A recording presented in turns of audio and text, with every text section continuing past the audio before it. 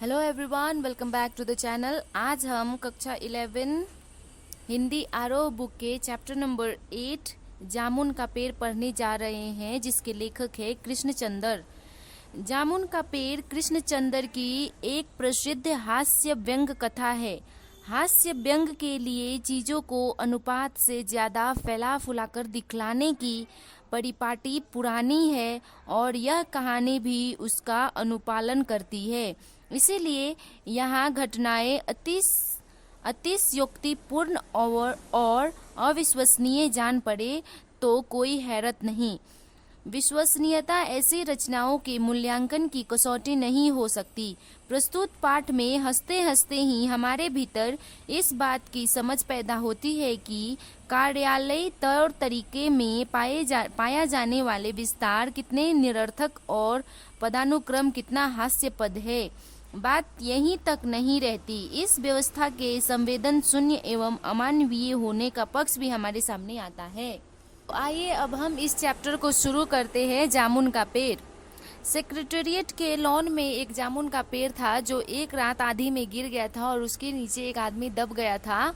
और जब यह बात माली को पता चला तो वो दौड़ा दौड़ा चपरासी को, चपरासी दौड़ा दौड़ा क्लर्क को, क्लर्क दौड़ा दौड़ा सुपरिटेंडेंट को, और सुपरिटेंडेंट बाहर आके लॉन में देखा नीचे दबे हुए आदमी, और वहाँ पे बहुत सारी भीड़ इकट्ठी हो गई थी। वहाँ पे तो एक क्लर्क बोल रहा था, बेचारा कितना अच्छा जामुन का पेड़ था, इसके फल कितने रसीले होते थे।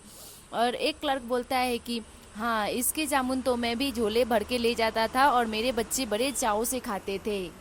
तो माली ने बोला, नहीं नहीं, ये आदमी की इशारा करते हुए, ये आदमी। तो एक क्लर्क बोलता है कि शायद मर गया लगता है। लेकिन फिर वो जो पेड़ के नीचे आदमी गिरा हुआ था वो बोलता है, नहीं, मैं जिंदा हूँ। फिर सब लोग मिल के पेड़ उठाने की कोशिश करते हैं, लेकिन उसी समय सुपरिटेंडेंट बोलता है, मैं अंडर सेक्रेटरी से पूछ के आता हूँ। सुपरिटेंडेंट अंडर सेक्रेटरी के पास जाता है, अंडर सेक्रेटरी डिप्टी सेक्रेटरी के पास जाता है, डिप्टी सेक्रेटरी ज्वाइंट सेक्रेटरी के पास जाता है, और ज्वाइंट सेक्रेटरी चीफ सेक्रेटरी के पास जाता है। लास्ट में चीफ सेक्रेटरी मिनिस्टर के पास जाता है और वहाँ पे ये सब बातें फाइल दिखाता है। तो फिर सेम प्रोसेस आता है और सुपरिटेंडेंट फाइल को भागा भागा लेकर आता है और बोलता है, हम सब ये पेड़ नहीं हटा सकते, और बोलता है कि मैं इस फाइल को अर्जेंट मार्क करके कृषि विभाग में भेज रहा हूँ, वहाँ से जो फैसला आएगा उसके बाद हम पेड़ हटा देंगे। दूसरे दिन कृषि विभाग से उत्तर आता है कि यह पेड़ व्यापार विभाग के लॉन में गिरा है, इसलिए यह पेड़ को हटवाने या काटने की जिम्मेदारी सिर्फ और सिर्फ व्यापार विभाग पर पड़ती है। दूसरे दिन भी वैसे ही फाइल चलती रही और वो फाइल घूमते घूमते हॉर्टिकल्चर डिपार्टमेंट के पास पहुंच जाती है, क्योंकि वो जो पेड़ था वो फलदार था। तो हॉर्टिकल्चर डिपार्टमेंट ने भी बोलता है कि एग्रीकल्चर डिपार्टमेंट अनाज और खेतीबाड़ी के मामलों में काम करता है, इसलिए यह जामुन का पेड़ जो है वो हॉर्टिकल्चर डिपार्टमेंट से ही संबंधित है। रात को माली ने दबे हुए आदमी को दाल भात खिलाया और वहाँ पे पुलिस की पहरा लगी थी कि कोई कानून हाथ में लेकर खुद से पेड़ हटाने की कोशिश ना करे। फिर माली खाना खिलाते खिलाते उस आदमी से पूछता है कि तुम्हारा कोई यहाँ पे है, तुम्हारा घर कहाँ है, मैं उनको खबर कर देता हूँ। तो वो दबा हुआ आदमी बोलता है कि मेरा कोई नहीं है, मैं लावारिस हूँ। तीसरे दिन हॉर्टिकल्चर डिपार्टमेंट से उत्तर आया कि अभी तो पेड़ लगाओ स्कीम ऊंचे स्तर पे है और आप लोग यह पेड़ काटने की बात कर रहे हैं, और वो भी फलदार वृक्ष है, जामुन का पेड़ जिसे हम सब बड़े चाव से खाते हैं। इसीलिए हमारा विभाग किसी भी हालत में इस फलदार वृक्ष को काटने की इजाजत नहीं देता है। फिर वहाँ पे जो लोग इकट्ठे हुए थे उसमें से एक आदमी बोलता है कि अगर हम पेड़ को नहीं काट सकते तो आदमी को काट के निकाल लेते हैं। तो एक और आदमी बोलता है, हाँ, इस आदमी को आधा ऊपर से और आधा नीचे से काटे तो निकाल सकते हैं। तो जो आदमी दबा हुआ था वो बोलता है कि इस तरह तो मैं मर जाऊंगा। तो फिर एक आदमी बोलता है, आजकल तो प्लास्टिक सर्जरी बहुत उन्नति कर चुका है, कोई बात नहीं, तुम ठीक हो जाओगे। इस बात पर जोर देते हुए उन लोगों ने वह फाइल को मेडिकल डिपार्टमेंट में भेज दिया, और वहाँ पे छानबीन करने पे पता चला कि अगर आदमी को काट के निकाला जाए और प्लास्टिक सर्जरी किया जाए तो आदमी मर जाएगा।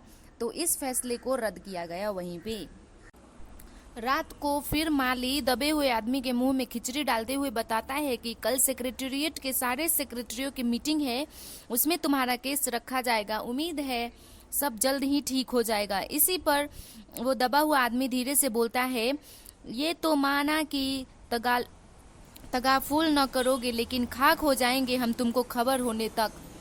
तो माली ने ये सुनते ही पूछा कि क्या तुम शायर हो? तो दबे हुए आदमी ने बोला हाँ। यह बात फिर से सभी के कानों में पहुंच गई और पूरी अफवाहें फैल गई कि दबा हुआ आदमी एक शायर है। देखते ही देखते सारी वहां पे झुंड, लोगों का झुंड शायर को देखने के लिए उमड़ पड़ा और गली गली के शायर जमा होने शुरू हो गए और अपनी कविताएं उसको सुनाने लगे। जब यह पता चला कि दबा हुआ आदमी एक कवि है तो सेक्रेटेरिएट की सब कमेटी ने फैसला लिया कि चूंकि दबा हुआ आदमी एक कवि है, इसीलिए इस फाइल का संबंध न एग्रीकल्चर डिपार्टमेंट से है न हॉर्टिकल्चर डिपार्टमेंट से है, बल्कि सिर्फ कल्चरल डिपार्टमेंट से है। और उन लोगों ने उस फाइल को कल्चरल डिपार्टमेंट को भेज दिया और जल्द से जल्द फैसला सुनाने की बात की। फाइल जब कल्चरल डिपार्टमेंट में पहुंची और पहुंचती हुई साहित्य अकादमी के सेक्रेटरी के पास पहुंची तो वहां से एक आदमी आया, सेक्रेटरीट पहुंचा और वो जब दबा हुआ आदमी था उसका इंटरव्यू लेने लगा और पूछा कि तुम कभी हो? तो दबा हुआ आदमी ने बोला हाँ। तो तुम्हारा नाम क्या है? तो दबा हुआ आदमी बोलता है ओस। तो सेक्रेटरीट ने बोला ओ, जिसका ओस का फूल अभी हाल में ही प्रकाशित हुआ है? तो दबा हुआ आदमी बोलता है कि हाँ वही हूँ मैं। तो वो उसको अपनी मेंबरशिप बनाने की कोशिश करता है और दूसरे दिन वो मेंबरशिप का फॉर्म लेके आता है और बोलता है तुम इस पे साइन कर दो, तुम आज से हमारे कल्चरल डिपार्टमेंट के मेंबर हो। अगर तुम कहीं मर भी जाते हो तो तुम्हारी पत्नी को हम वजीफा देंगे। इस पर दबे हुए आदमी बोलता है कि मगर मुझे इस पेड़ के नीचे से तो निकालो। तो सेक्रेटरी बोलता है कि जो हमें करना था हम कर चुके, इसके आगे तुम मर भी जाओगे तो हम तुम्हारी बीवी को वजीफा दे देंगे। इस पर दबे हुए आदमी बहुत कड़ा कर बोलता है कि नहीं नहीं, अभी मैं जिंदा हूँ। फिर सेक्रेटरीट बोलता है हमारा विभाग तो सिर्फ कल्चर से संबंधित है, पेड़ काटने का मामला कलम दवात से नहीं आड़ी कुल्हाड़ी से संबंधित है, उसके लिए फॉरेस्ट डिपार्टमेंट को लिख दिया है, अर्जेंट लिखा है।